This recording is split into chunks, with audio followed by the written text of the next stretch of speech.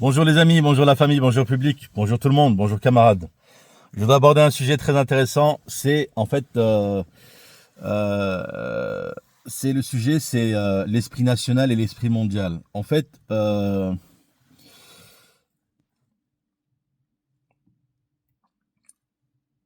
tout se joue entre le dilemme entre humanisme et dignité.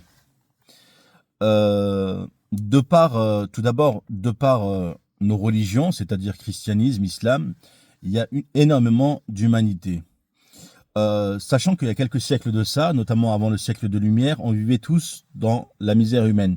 Lisez des livres, intéressez-vous un peu à cette période, vous allez voir que c'était vraiment, on vivait vraiment dans des conditions déplorables.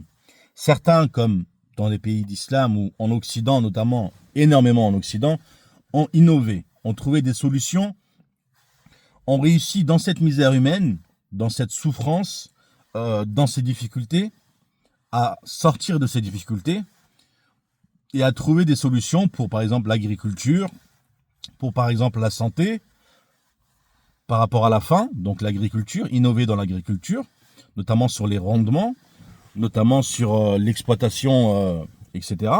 Et au niveau de la santé, donc développement de la médecine, développement des médicaments, des vaccins, etc. On se devait, de par notre humanisme, de par notre christianisme, ou on peut appeler ça de l'impérialisme ou du socialisme, comme vous le voulez, notre humanisme, de propager ça au reste du monde.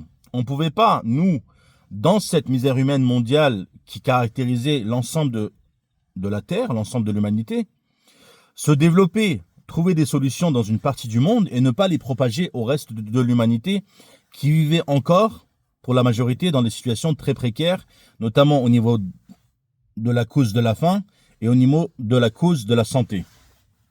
Donc tout s'est propagé.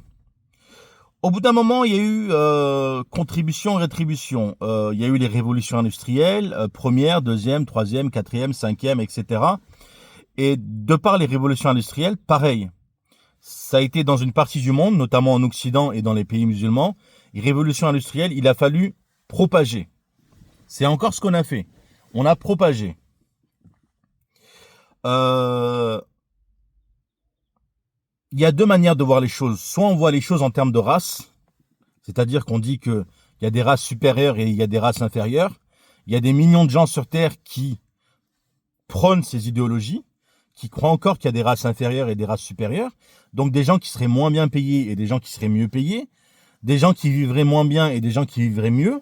Et il y a la démarche humaniste, c'est-à-dire on est tous égaux, on a tous les mêmes capacités, peu importe nos couleurs, peu importe nos différences, peu importe nos races, on est tous ces capacités égales sur la Terre et par rapport à ça, donc il faut agir. Il faut agir parce que compte tenu de ces deux mentalités qui sont des réalités de la société, il y a des gens d'extrême droite qui croient aux races, à la distinction des races, avec des races inférieures, des races supérieures. Il y a des gens de gauche qui sont pour l'égalité, généralement, entre les races, qui prônent un humanisme et une humanité égale, à valeur égale. On est tous égaux sur Terre, on a tous les mêmes capacités, peu importe nos couleurs, peu importe nos différences. Et donc voilà, je voudrais en venir au sujet. C'est vrai que la domination, l'impérialisme, le fait d'avoir fait les choses en premier, même s'il y a une certaine égalité sur Terre, même si on est tous égaux, le fait d'être pionnier dans un domaine, le fait d'avoir innové, donne forcément, même s'il y a de l'humanisme, même si on dit qu'on va propager, même si on dit qu'on est humain, on veut quand même garder une certaine notoriété, garder une certaine, comment dire, un certain privilège, ce qui est complètement normal, qui est compréhensif. C'est ce qu'on appelle l'impérialisme. De dire, voilà, je propage, mais je garde un contrôle, je garde le dessus sur les choses. Et de là, il y a, par exemple, le fait que un t-shirt coûte 1 euro en Chine et coûte 30 euros en France. Que le salaire moyen en Chine soit de 1000 euros, que le salaire moyen en Inde soit de 500 euros, que le salaire moyen en Turquie soit de 600 euros, que le salaire moyen en France soit de 2500 euros. Vous voyez les différences? Il y a des niveaux de vie différents. que les salaires en Afrique soient et les pays encore très pauvres soient dans des situations où les salaires sont encore très bas. Donc pourquoi cette situation et comment agir par rapport à ça? Euh,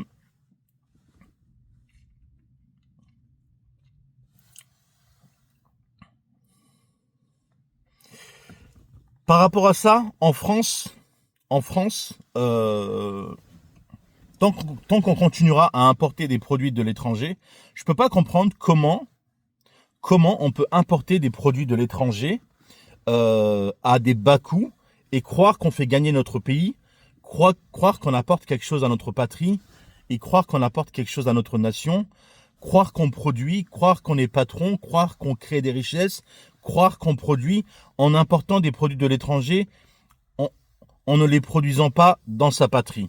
Comment c'est possible cette conception des choses, même s'il y a la liberté d'échange, même si les gens sont libres dans le commerce d'importer ou de produire dans le pays, ou d'acheter des produits made in France, ou d'acheter des produits made in Europe, ou made in étranger. Donc la priorité, ça doit être le national. Comment, avec un esprit patriotique, le commerce, il n'y a pas de distinction entre le commerce et le patriotisme. Si on fait du commerce, on doit être patriote. Si on est patron, on doit être patriote. On doit produire français. Qu'on soit une TPE, qu'on soit une PME ou qu'on soit une multinationale, peu importe. Donc, il y a aussi l'attitude, agressive de ces pays en voie de développement qui pousse les pays développés à importer leurs produits parce qu'ils ont envie de se développer. Donc, en fait, d'un côté, c'est eux-mêmes la politique de ces pays en voie de développement, tels que la Chine, tels que l'Inde, tels que la Turquie, tels que le Brésil. La politique de ces pays en voie de développement qui pousse finalement le pays à être dans une situation précaire et progressivement avec les années, certes, les niveaux de vie augmentent, mais ça répond pas aux attentes des populations locales qui aimeraient avoir les niveaux de vie depuis longtemps dans les pays développés. Donc voilà. Maintenant, j'aimerais finir sur le sujet. En France, de génération en génération, qu'on commence à avoir 30 ans, 40 ans, 50 ans, il y a une transmission du capitalisme productif de génération en génération. Ça, c'est très important. De génération en génération, les générations au-dessus nous transmettent, le pays nous transmet le patrimoine culturel, le patrimoine productif, le capitalisme productif, le socialisme, tout est transmis de génération en génération.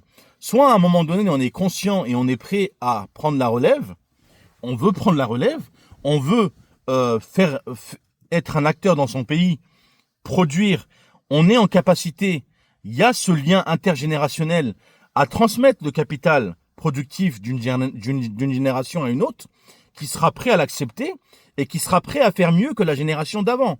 Ou soit on l'est pas. Et ça passe par l'éducation dans le pays, ça passe par l'esprit productif du pays, ça se passe par l'éducation productive, et c'est quelque chose de très important. En France, j'ai l'impression qu'on n'est pas prêt.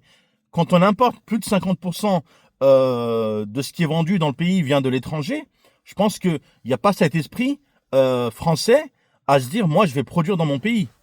C'est quelque chose de très important. Maintenant, j'aimerais en venir.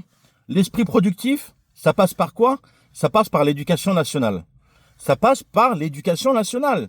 Pourquoi les élèves qui ont le plus de difficultés, on les dirige vers les filières professionnelles, généralement. Et ceux qui ont les meilleurs niveaux vont dans le général. En fait, on éduque des philosophes, c'est-à-dire qu'on fait en sorte que le pays soit un pays de philosophes, parce que les filières générales, généralement, c'est des filières de philosophes. C'est ma pensée personnelle. On a des millions de philosophes, alors que les gens qui n'ont pas forcément de bons niveaux généraux, on les envoie dans les filières professionnelles. Les filières professionnelles, ça va être les usines plus tard. Ça va être les usines, ça va être nos usines, ça va être notre production. Donc en fait, il faut complètement le raisonnement, faudrait que le raisonnement soit remis en cause et qu'on mette quand même des gens à capacité dans les filières professionnelles, dans nos CAP, dans nos BEP, dans nos filières industrielles. Voilà, c'est très important pour que le pays soit un pays qui produit. Faut encourager ça dans l'éducation, faut encourager ça dans l'éducation nationale, pour que tout simplement nos jeunes, l'éducation nationale doit dire, on doit produire, on ne doit pas que élever, on ne doit pas que éduquer, on ne doit pas que former des philosophes dans la société. Or, je me rends compte que beaucoup de gens parlent, que ce soit les politiciens, depuis qu'il y a le développement de la caméra avec les téléphones portables où chacun fait une vidéo, où il discute, il parle, ou il philosophe, ou il donne son avis sur tel ou tel aspect, mais au final, quand c'est pour l'action, quand c'est le fait de passer à l'action, le fait de produire, le fait d'être productif, le fait de créer de la richesse, il y a pas grand monde. Il y a pas grand monde. Donc voilà, c'est ma petite analyse de ce matin. Je souhaite un bon travail à tout le monde.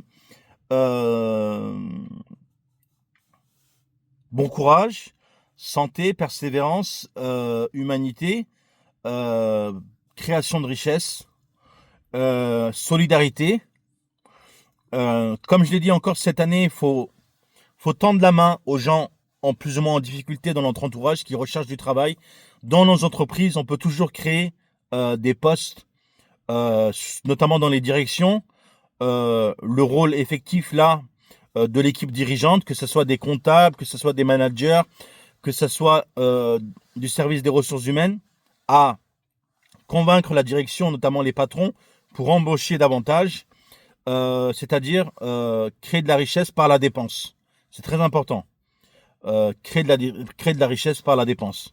Donc voilà, tendre la main à 1, 2, 3, pourquoi pas une dizaine de personnes dans l'année, réseau de solidarité.